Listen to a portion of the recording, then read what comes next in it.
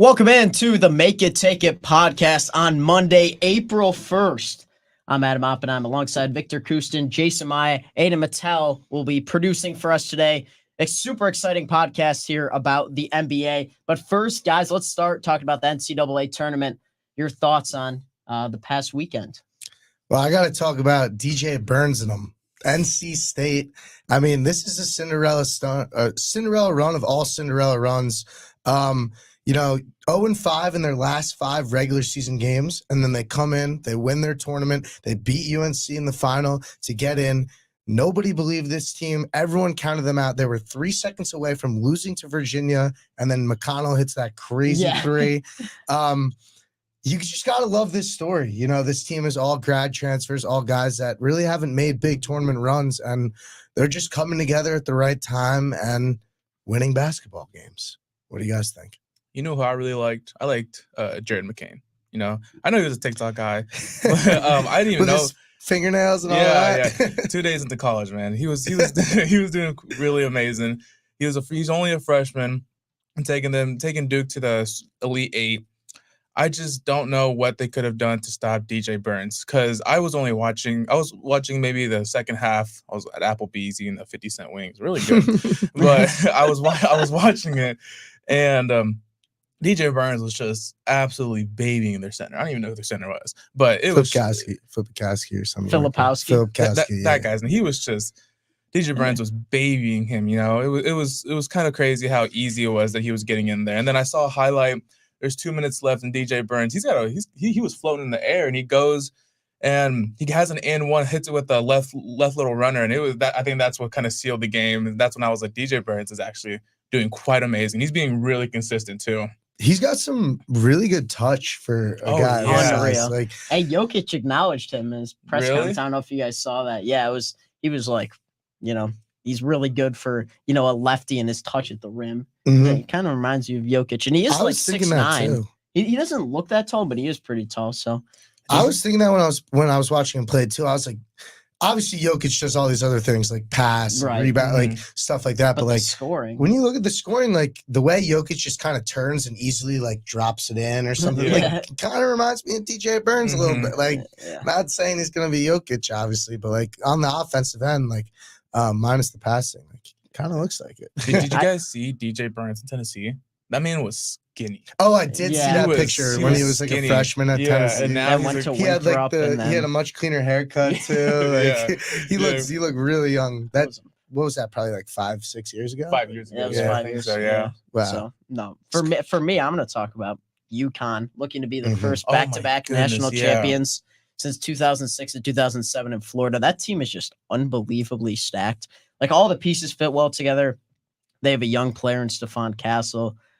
Cam Spencer from Rutgers, got a Big Ten guy in there. Donovan Clingan just controlled the whole game against Illinois, a 30-0 run. That is unbelievable. 30-0 run. So UConn's going to be so tough to beat. I will say that they looked absolutely unstoppable. Who are they playing? They're playing Alabama. They're playing Bama. And my biggest concern for this team, like coming into this year, was losing Jordan Hawkins. I thought like, you know, I knew this team was good, like especially getting Cam Spencer from Rutgers. Like, he's a really good player. And they still have Tristan Newton. They still have Tristan. That's what I'm saying is I thought losing Jordan Hawkins would be a big deal. Yeah. Tristan Newton in this game has 5 points, shoots. I don't think he made a field goal. I don't know. I might be wrong on that, but they still beat Illinois, a very good team, by 25 points with Tristan Newton. I think, like I said, I don't think he had a field goal. Yeah, Donovan Clingan controlled the game. So, yeah, I mean, it should be interesting to see what happens in the Final Four. So let's move on to Clinton and Glass, get into the NBA. The big news that came out, I think it was this morning, Adrian Wojnarowski, I think that's how you pronounce it, announced that Joel Embiid is going to be back possibly as soon as their next game, which is Tuesday versus the Thunder. He's been out for 2+ months, I believe. What effect do you guys think this is going to have on the Eastern Conference? I mean, I think they're going to ease him in. He's going to, like, I feel like the Sixers are kind of almost a play-in team no matter what now. So he's going to play like a meaningful game, you know, to kind of get him off his feet, which I think is important, especially if he's one of those 7 or 8 seeds where it's like you win, you're in, like you don't have to play another. But they're just going to ease him back in the lineup. And obviously that makes this team way better than they are, adding their MVP. he brings the scoring aspect, he brings the defensive aspect, and he just commands a ton of attention. And the fact that this team was kind of able to stay afloat like without him, I think shows to their toughness. And they could give a team, like if they face like the Bucks in the second round, they could give them, or in the first round, sorry, they could give them a tough run, like, with Embiid. They're a tough playing team if they end up there. I don't know if people are not gonna like me because of this, but I don't like Joel Embiid. I don't know. It might just be me. It might just be my take. I just never liked him. He's such an amazing player. I can't say that he isn't. He was putting up amazing numbers before his unfortunate injury. But I don't know. I just never liked him as a player. But he was amazing. Amazing player. I don't think that whenever he comes back, he's gonna be. I think by maybe the Grizzlies game on April 6th, he's gonna start coming back. But I don't think he's gonna get back to his MVP stuff until the actual playoffs start, and hopefully that doesn't tank their season just a little bit by putting him in, and hopefully if they do give him limited minutes, I hope he can do a big impact in just those limited minutes, or they just put him all in and he just is amazing or is tanking the team. Yeah, I think it's more about the attention he draws. At least at first. I mean, he is easily their best player. They struggled big time without him, and Maxi's been banged up as well. So we'll see what happens with the Sixers. They do need him back. I agree. It's a little bit of Embiid with unethical hoops at points where you're just trying to swipe and draw the foul. I'm sure, Jason, that's what you're getting at. Yeah, because he's a talented player, but no one wants to see 20 free throws. Similar to Zach Edey. No, I thought you were going to say I thought you were going to say James Harden. Zach Edey fouling out. Yeah, that won't happen. Yeah, but DJ Burns already has 3 first-half fouls. That's what I heard. Already, wow. Yeah, not too surprising. All right, let's move over to the Western Conference. A couple big injuries coming out of Sacramento. Malik Monk is out with a knee injury, 4 to 6 weeks. He'll only be back if the Kings make a deep run in the Western Conference, which would probably be to the Western Conference Finals. And also Kevin Huerter's out for the year with season-ending surgery on his torn labrum in his left shoulder. So that's big for the Kings. Obviously, everyone's looking at them as the easier opponent out of all these teams that could be in the play-in, and now they're down 2 more key players. It's kind of interesting. Like, why is everything relating back to March Madness? Like Malik Monk, now De'Aaron Fox, that duo's gone. Like, but without that duo, that's like what Malik Monk was, that spark that really, like, I feel like fired up the Kings last year and gave them that extra edge. Like, he caught fire towards the end of the year, or not even towards the end of the year, all year, and was a big reason. Unreal. Yeah, big reason why that team was good. So missing Malik Monk is definitely a big loss for this team, and they're gonna have to play like one of these, a blue blood juggernaut, like in the West, like a Sun, Lakers, Warriors, like a team like that in the play-in. And if they do without these key missing pieces, like, they might just be toast. It's a lot on Fox and Sabonis, I'll say that. Mm-hmm. Yeah, with their situation, they're currently the 7th seed. They're currently they're 7th tied seed with the Suns. Yeah. 7-8. What I would want to do is try to stay in the 6th or 7th seed. That way, if they do lose, they'll have another chance to play. If they're in the 8th, if they get down to the 8th seed, I think their season is going to be done right then and there. 9th seed. My bad. 7th and 8th. Yeah. If they're like a one and done, like, gotta win twice in a row to get in. You want them to stay in 7th. That's the one. 7th or 8th. I appreciate it. 7th or 8th. If they want to stay there just to even have a chance in the playoffs, if they get down to the 9th and 10th, especially with the Lakers or the Warriors, with that type of playoff like experience, right? And especially with Malik Monk out, it's going to be done for. I mean, he was their huge scoring off the bench last year. He was their second option to Fox in the playoffs. He was closing games. Like, he was unreal. I mean, it was unbelievable. Other news out of the Eastern Conference, not too significant at this point. LaMelo Ball's out for the year with his ankle injury. He's already been out for 2 months, but at this point, you might as well just shut him down for the season. Hornets really have no chance of making the play-in, but also just the Ball family having those ankle injuries and stuff. It has been rough with Lonzo, LaMelo. Man, it's tough. Yeah. It definitely sucks because these guys are extremely talented players, and I feel like haven't completely gotten their fair shot. Like, LaMelo is obviously younger, but like, if you look at a guy like Lonzo, like, he hasn't played in 2 years. Like, it's been a long time. And I love Lonzo as a player. I think like he was really growing as a 3-point shooter. I think he's an elite defender. He's a great passer. He's got good size for a point guard. I just think, like, Also, then you look at LaMelo. He's a gifted scorer. Might not be as great on the defensive end as Lonzo is, but he's probably more gifted offensively. And not having like their dynamic in the NBA, it kind of feels like we're missing something. Yeah, I will say, like the Bulls a couple years ago, remember they were the first seed through Yeah. the first half of the year, and then Lonzo got injured. Mhm. Everything fell apart. I mean, it opened up the door for Kobe White, but still, you'd rather have Lonzo and Kobe White there. Yeah, it was really exciting to see them play last season. I loved watching the Bulls play, especially as Zach LaVine, Ball, and just those two going at it. And then after the injury, I was a little upset because I wasn't like everyone else who watched him and Melo grow up in Chino Hills, but I did always see like those viral clips, and it was just always amazing watching those two play.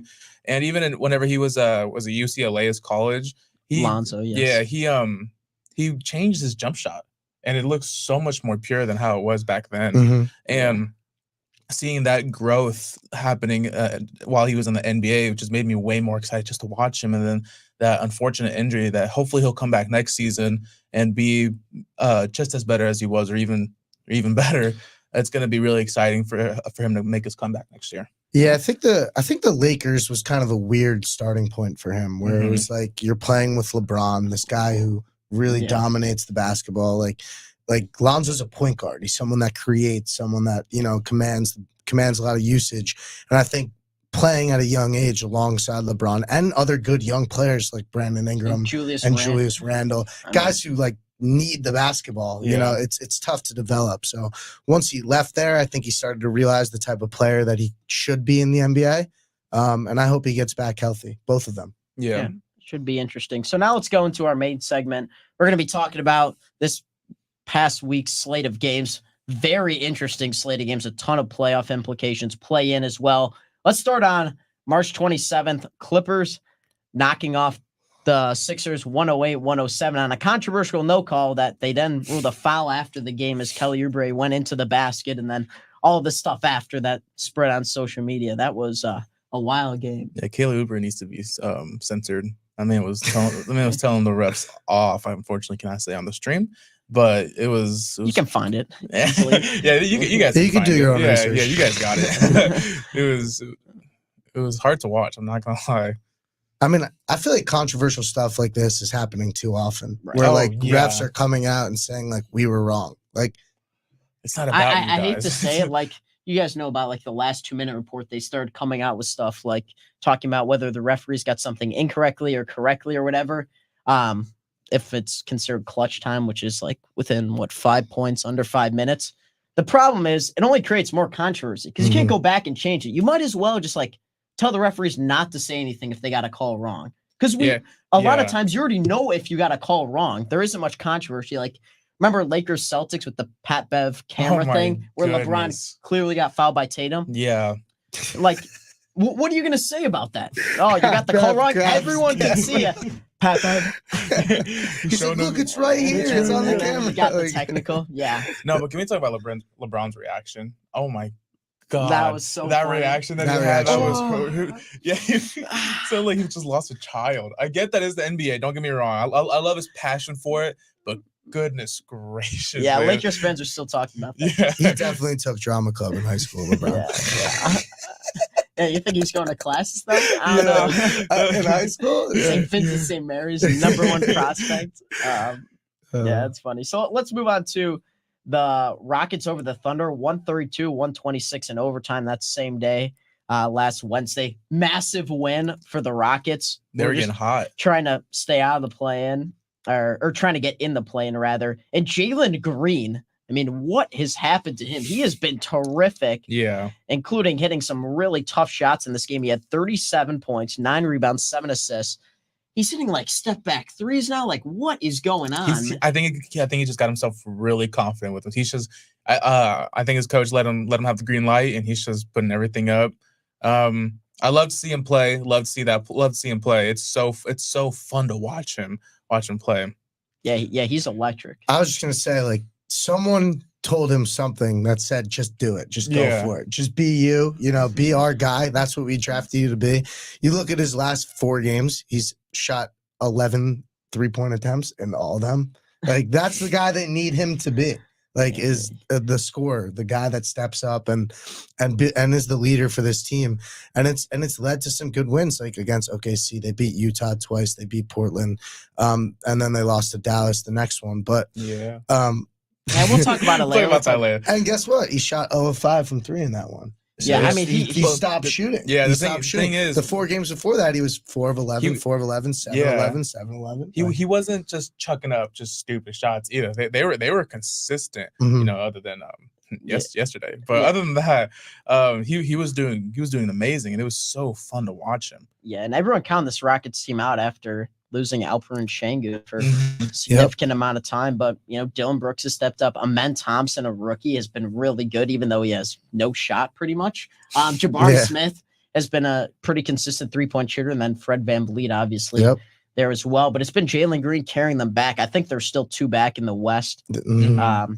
As of yesterday, they just lost a game. So last game we'll talk about on the day, Suns beating the Nuggets 104-97. No Jamal Murray played in that game, but this was an interesting one because no one's been able to beat the Nuggets, and it seems like the Suns might be the hardest matchup for the Nuggets. What do you guys think about that? That's an interesting take. I kind of like it because I think the Suns, like KD matches up well against this team. Like they don't have a guy that could really, you know, run the floor with KD. Well, obviously no one does, but like I feel like this team on the in terms of the Nuggets lack the athleticism on the wing defensively more than most teams.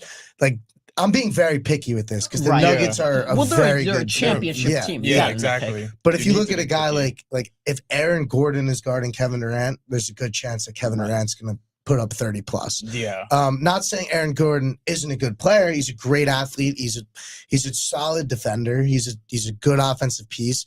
It's Kevin Durant we're talking about here. And a lot of teams, and a lot of teams have that wing, like that guy that they're gonna stick on your guy. Mhm. And I feel like the Nuggets just don't have that. So in the regular season, it's kind of been like a little wish-washy, but when they get to the playoffs, I think Malone will have some type of plan to stop KD, some type of plan to stop this madness that the Suns keep beating the Nuggets, and they'll figure it out. I mean, with right now, if the playoffs started right now, the Kings and the Suns would be playing. Who would you put on KD to stop that, and that so the Nuggets could be breathe more in the playoffs? Because I feel like the Nuggets can't, like I said, they don't have the wing defender to guard KD, but KD's also a Slim Reaper. That man is tall, so no one's guarding up on that. It's got to be Aaron Gordon. I mean, Tavius Caldwell-Pope's just going to shoot right over. Yeah, and you got to be physical against Durant. And the tough part is now you got to guard Booker. And when the Suns are actually good defensively, I mean, they could be tough to beat. Obviously, they don't have like any depth besides Grayson Allen being a good shooter. They do not have, a ton. But they were the only team who beat Denver last year. In the playoffs more than once. They beat him twice in the second round. It could be really interesting. Obviously, Nuggets didn't have Jamal Murray, but who's kind of an interesting player in that series, who's been getting more minutes this year is Bol Bol. Former Nug. Now he's on the Suns. He had 8 points, 12 minutes, 1 assist, and 5 boards. It's not even that. It's just if they get into foul trouble with their bigs early because of Jokic, like he's a guy that I think has to step up. Like he's got to play good defense on Jokic. He's got to be able to, give him a tough time on offense, tire him out a little bit. Like he's someone that I think has to step up and has to play good minutes for this Suns team if they want to win in the playoffs. Yeah, I will say one thing is the Suns just get so many open shots, but can they have anyone who can hit him besides Grayson Allen? Yeah. You have Eric Gordon is always wide open, even though he's an IU guy. Royce wide O'Neal. open. Royce O'Neal is Eric Gordon, by the way, former 3-point champion, is being left wide open. That's disrespectful. Former as and when? What year was that? Like 2013. Yeah, I'm not exactly sure what year, but that's my point. Yeah, right? if it's 2013, it'll be $5 each year. I'm kidding. Okay. I don't got $5, man. But yeah, I mean, this Suns team, they got to be able to hit shots. I mean, I'm fine if they play a tighter rotation. They're totally pretty good. 2017. Oh my god, you owe us $5 for being so confident in yourself. I don't know about confident. Man. It was like I might pull this. Who knows? Yeah. All right, so let's move back over to a game in the East. It happened the next day. Hawks being the Celtics in overtime, 123-122. DeJounte Murray scores a career high 44 points Oh my on 44 goodness. shots. Yo, that's Bro, a professional he got the chucker, green dude. light. Oh my goodness. Bro saw Trey was out, like he's been out for a couple weeks. He's trying to show them that I'm the franchise guy and not Trey. Or Yeah. maybe, I don't know. Or maybe he's calling for someone to trade for him. Something like that. But DeJounte Murray, he's a hell of a player. Like, he's a good defensive player. He's obviously could score the ball. But we talked about this on an episode with Ben Ladner a few episodes ago. The Hawks, they need to figure out who is their guy, because it seems like whenever one of them's out, the team plays better. So who is your guy, and figure it out and move forward with him. And it's unfortunate that those two can't be the guys. They can't work well together for some reason.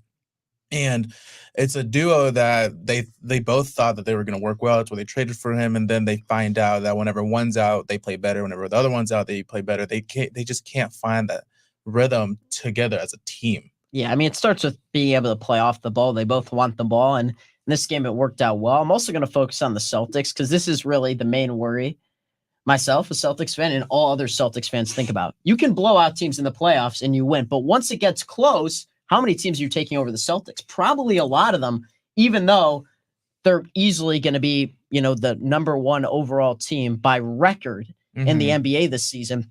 But once you get into the clutch, I mean, they just do not create good shots. And it starts with Jason Tatum. Yeah. And it's not like he's doesn't make sense. Right. You wouldn't say he's not clutch, but he also takes horrible shots. So I'm interested in that because the Hawks, I mean, DeJounte Murray was able to get open shots while the Celtics settle for these, tough fadeaway jumpers. It's quite interesting. I mean, one thing that I think is interesting, and it's a conversation that's brought up a lot, is obviously your best player is going to have the ball in the end, or you're going to drop the play for one of your best players. Right. But it also comes down to making the right play. And a lot of times I feel like some star players will have to shoot the ball. Yeah. I have to be the one to do that. Maybe, the Celtics need to start doing stuff where they set up sets for Jason Tatum and like your Porzingis is rolling, or you're kicking out to like a Peyton Pritchard or Jaylen Brown or something like that, and like using him as a decoy. Because we know Tatum can hit big shots. He's done it before, but maybe that's just not the option every time, and you need a plan B or a plan C on your final play of the game. Yeah, I agree. I think it starts with, giving up the ball. You look at all the great players, they know when to give up the ball. LeBron, KD, Giannis, Jokic, all those players that made it to the top and won, they figure out that it doesn't always need to be me. Jordan has given up the ball. Yeah. He's given up the ball 2 times for giant shots. Yeah. Right.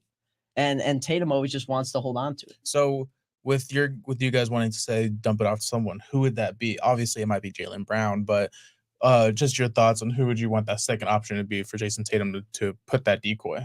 I don't think there's a typical second option. Like, obviously Jaylen Brown is like known as the second best player on this team. Adam, you can maybe speak to this differently as a fan, but I just think it's got to be as a team. Like, you got to run a good set at the end of the game. Obviously the first option of the set is Tatum getting a good shot, maybe a midi, maybe a drive to the hoop, but someone's got to come and double him, and like Peyton Pritchard's in the corner, Porzingis is under the hoop for a bounce pass, Jaylen Brown's in the other corner, like something like that.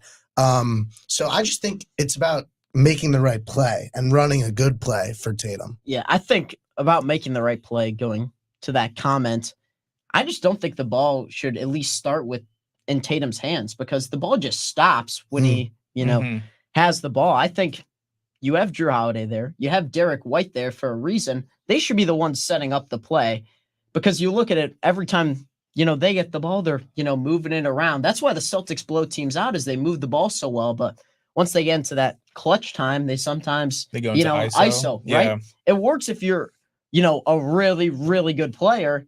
But I don't know if Tatum's to the top of that yet. And we've seen that, he just doesn't like to give the ball up. I just prefer for those, catch and shoot opportunities. Also, Porzingis, you pick him up last offseason, and he always has a mismatch on him. I just don't understand. Like, how do you get bad shot quality with this team? You're bigger than pretty much every team.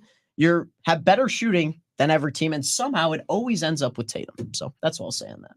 I think they should focus more the way that they're playing just in general is more team ball in the clutch, like how you're saying, they just go Right. straight ISO ball. Yeah. They need to stick with that team ball and swing it around. I feel like the pressure's getting to them with them looking at the shot clock and it's like, oh, we only have 10 seconds Right. remaining. Some teams thinking that, 10 seconds remaining, we can dish it out, I can drive. They're going to double me on where they're going to have a open layer that someone's going to be out in the corner. I think that's the way they need to focus, other than, all right, Jason, you got it. You go ahead. And then they just stop. They don't really do anything else. Right. It will be interesting when it comes playoff time. Yeah. So I actually have an interesting question for you.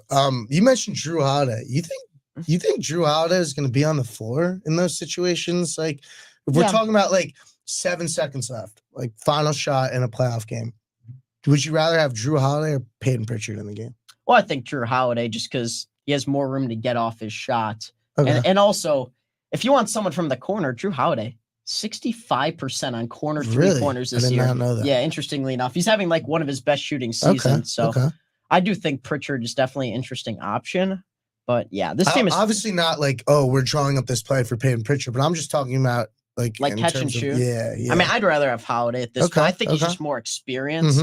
Mhm. But we'll see. I think that's enough talk on the Celtics for now. I'm sure once it comes playoff time, there'll be some controversial things like every year. So let's move on to a game that was, I believe, the next day on Friday. Knicks Spurs 130-126. Spurs win overtime. I mean, crazy game, wild, man. Jason. Wemby, honestly one of the best rookies that we've seen in a couple of years. He dropped 40 points, and Brunson dropped 61. What an effort by 47 shots. Yeah, 47 shots. Yeah. Oh, Who did? Brunson. Oh, had yeah. I did not know that. I thought you meant goodness, Wemby. 47 shots. But it wasn't even bad. He was 25 of 47. Like, it was good. yeah. Ethical hoops. Yeah. I mean, Wemby also had 20 rebounds too. Yeah, just Wemby just showed. I feel like that game he was finally showing the NBA that he is now becoming a great player in the league, and dropping 40 points. The last rookie that did that was Shaq, and you know how Shaq was. He was pretty good. So he's got Shaq with a jump shot. Yeah, not as dominant down low, but yeah, like I said, how there's a couple episodes ago how if he should go with the KD build or should he stick with that Giannis build. I think his Wemby build is doing quite amazing how it is. I think he should just stay how he is. He's so versatile. You can't leave him open in the three, and that's what's so scary about him. Yeah.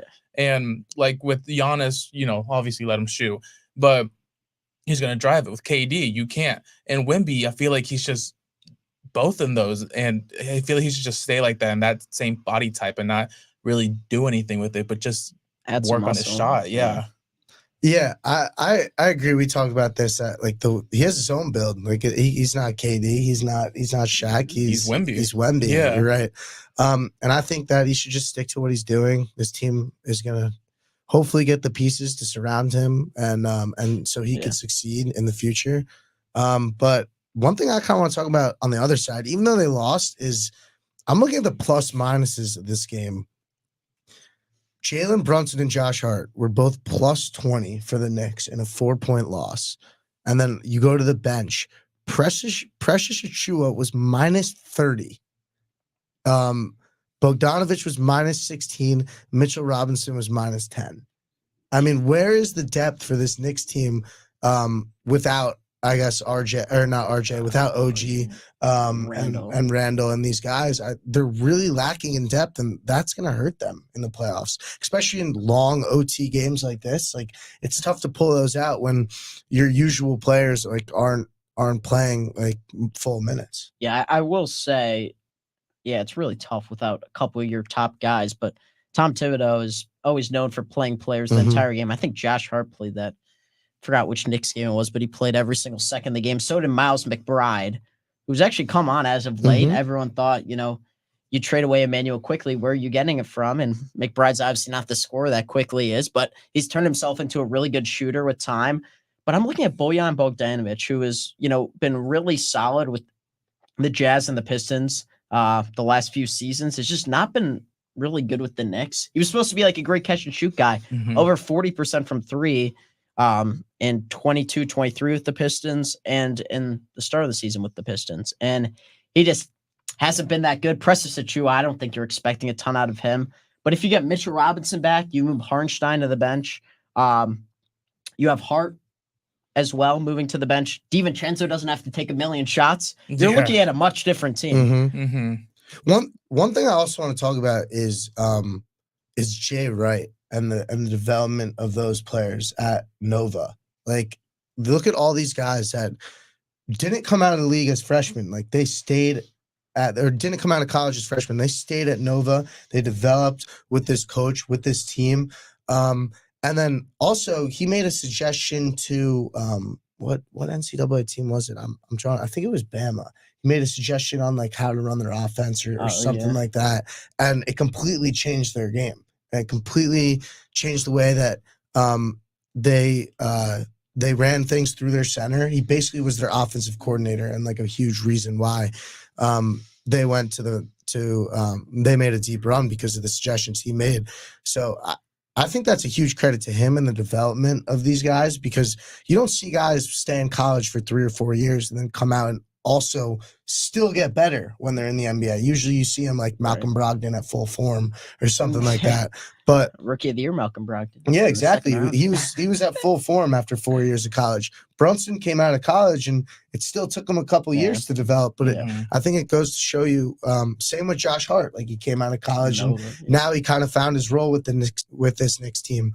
And I think it's a big credit to Jay Wright and what he has going on over there at Nova. Not anymore, but did have. Yeah, absolutely. All right, let's move on to yesterday's games.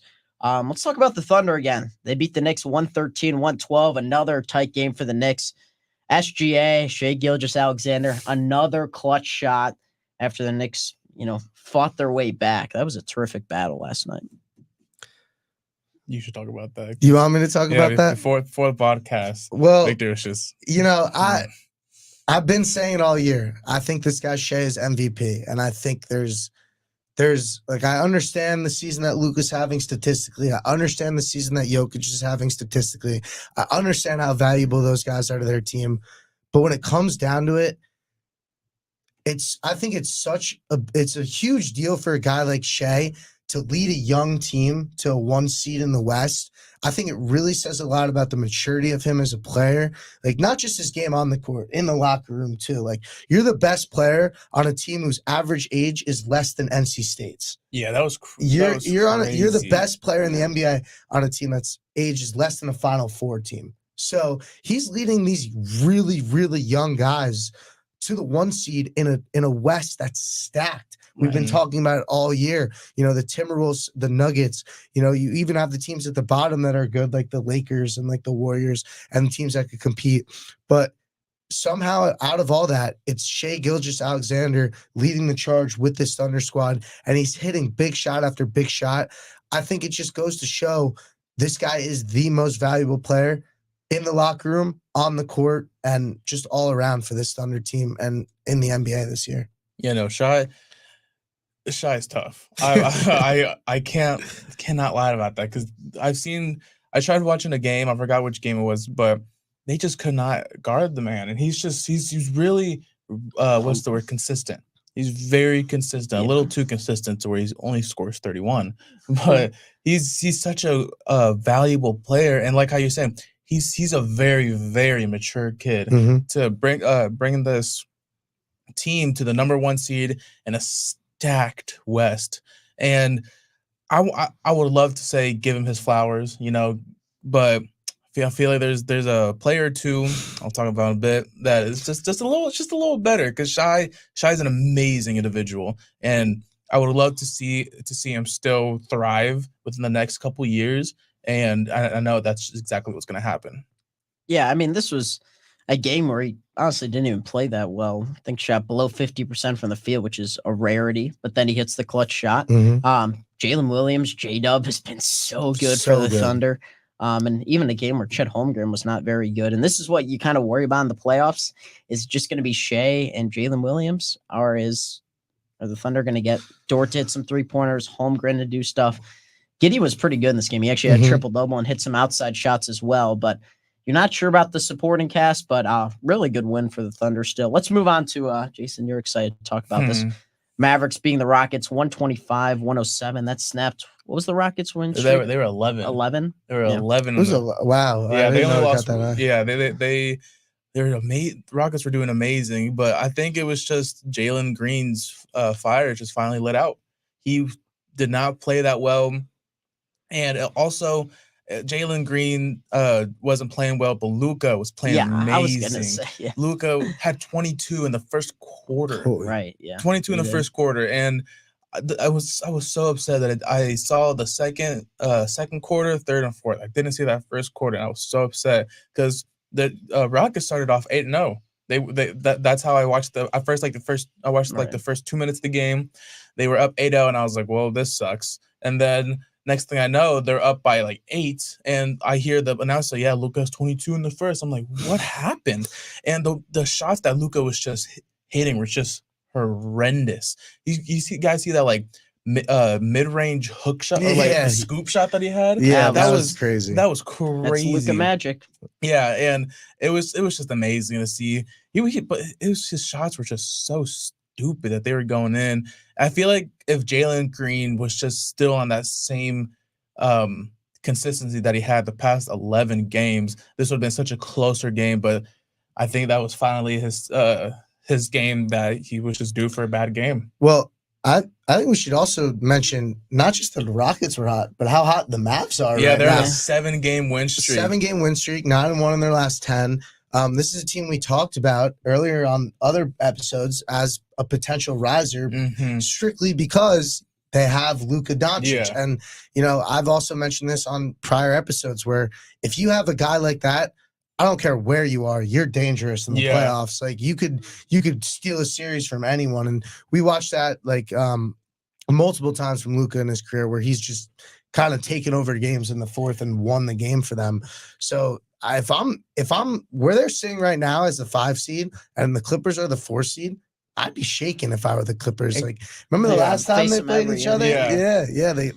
He gave them a run for their money. And you know what I love is that during the trade deadline, we traded Grant Williams, traded someone else, and we got Gafford and PJ Washington. Those two, I believe they're 11-0 whenever it's Derrick Jones, Kai, Luka Doncic, Washington, and Gafford. That when those are the starting 5, they're 11-0.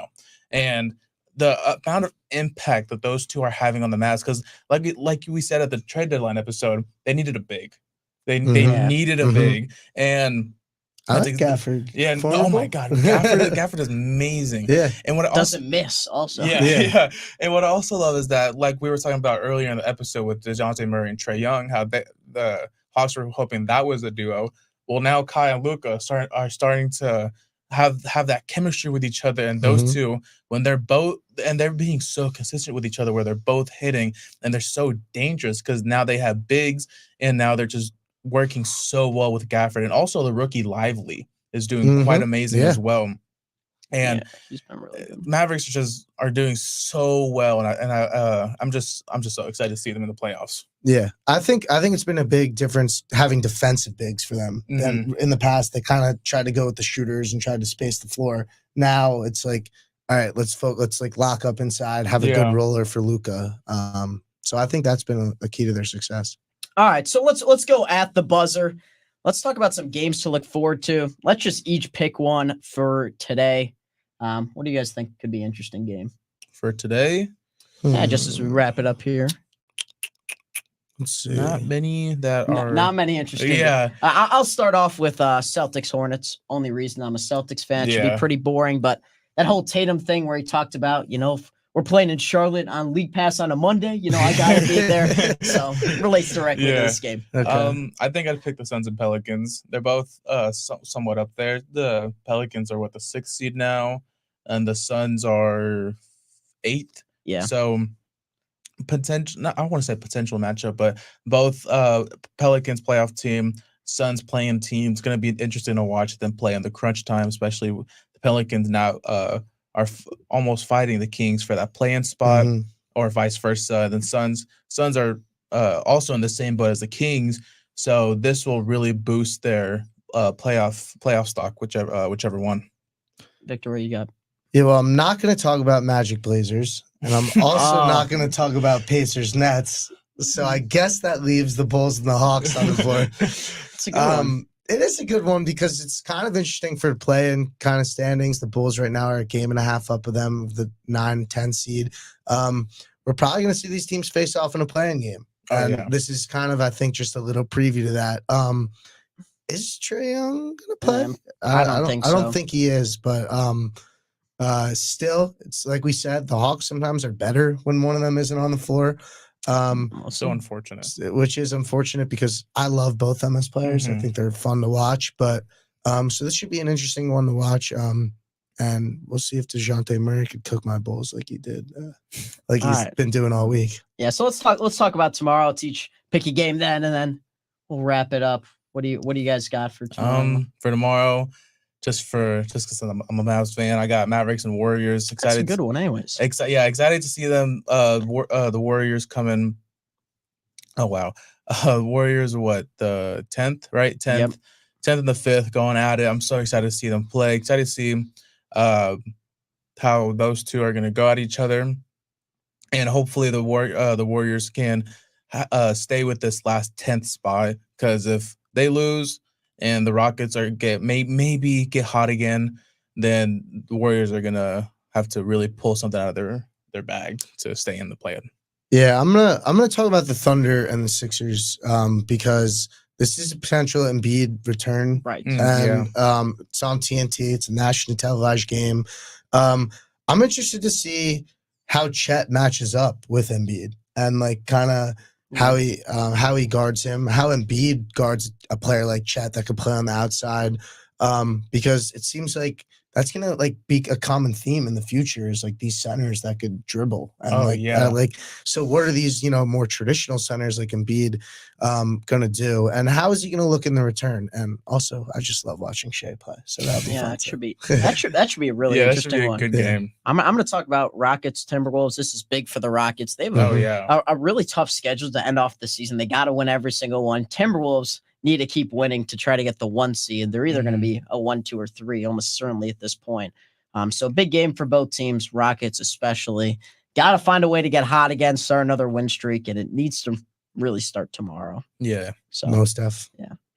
Yeah. So that's going to wrap it up here for the Make It Take It podcast. Once again, here with Victor Kustin, Jason Mai, Aidan Mattel producing for us. Thank you very much. I'm Adam Oppenheim. We'll see you on Wednesday. This has been the Make It Take It podcast. Ooh, I like that.